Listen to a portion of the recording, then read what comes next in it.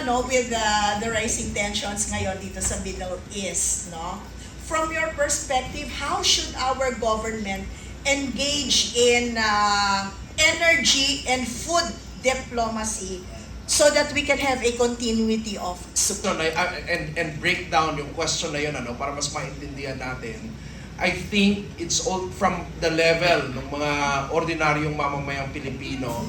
I think it's very important that we also understand kung ano yung magiging yung, di ba, may Middle East conflict na nangyayari ngayon. So, paano yung conflict na yon mag-aapekto dun sa mga oil prices natin, fuel supply, electricity cost, pati na rin yung inflation here in the Philippines. Because those are the things na importante sa atin, tama ba?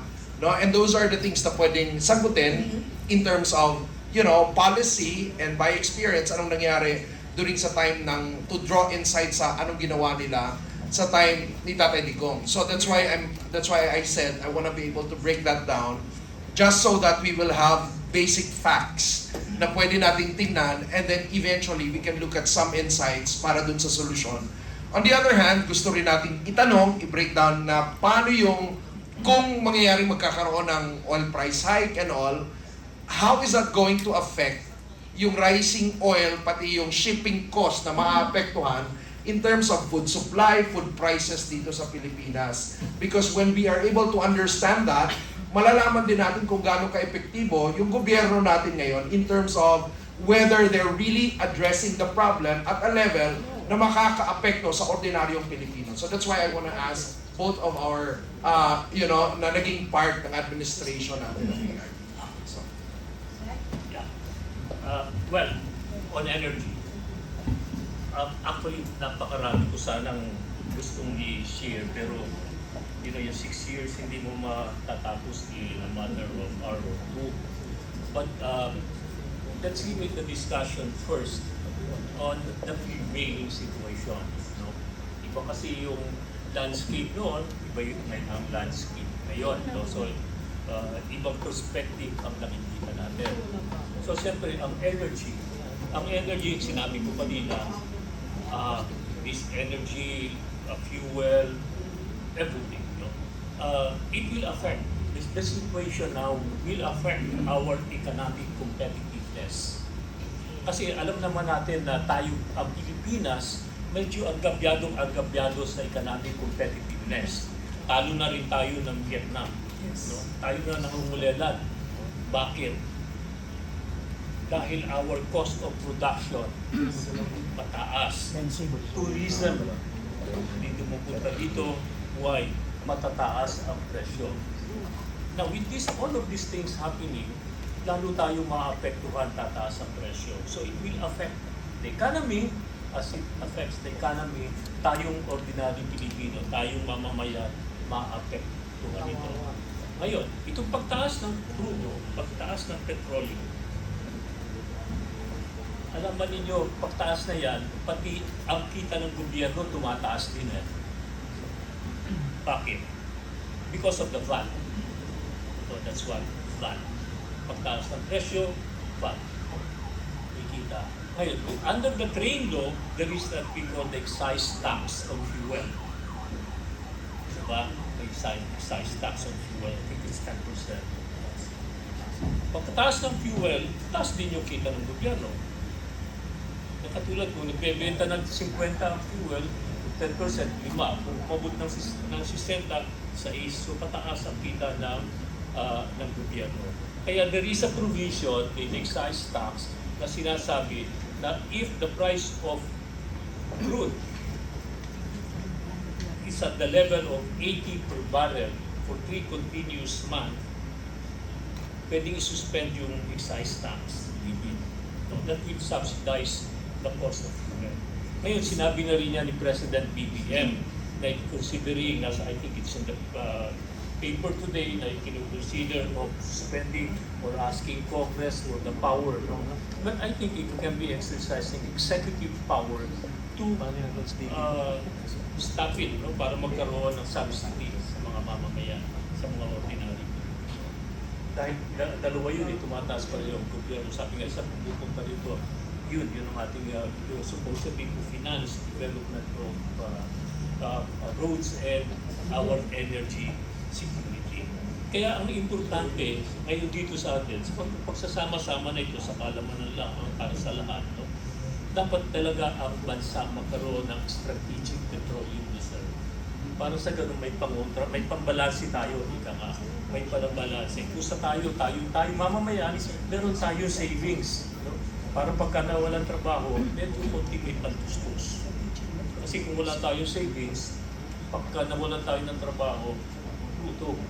Ganun din ang takbo ng bansa. So, petroleum reserve, and then siguro, tama naman, isuspend na muna yung excise tax. Huwag na maghintay ng 3 months. No?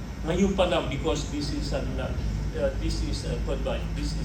normal situation, this is a serious situation, kailangan dito yung leader, birahin na niya agad ng buwan, no? Para at least malesan ang problema ng mamamayan, tayong mamamayan. No? Pati galunggong nito, tataas ang presyo dahil sa pangingisda, kailangan natin ng gasolina para tumakbo yung bangka. Diba? So subsidy. Under the Duterte administration, nagkaroon doon ng subsidy.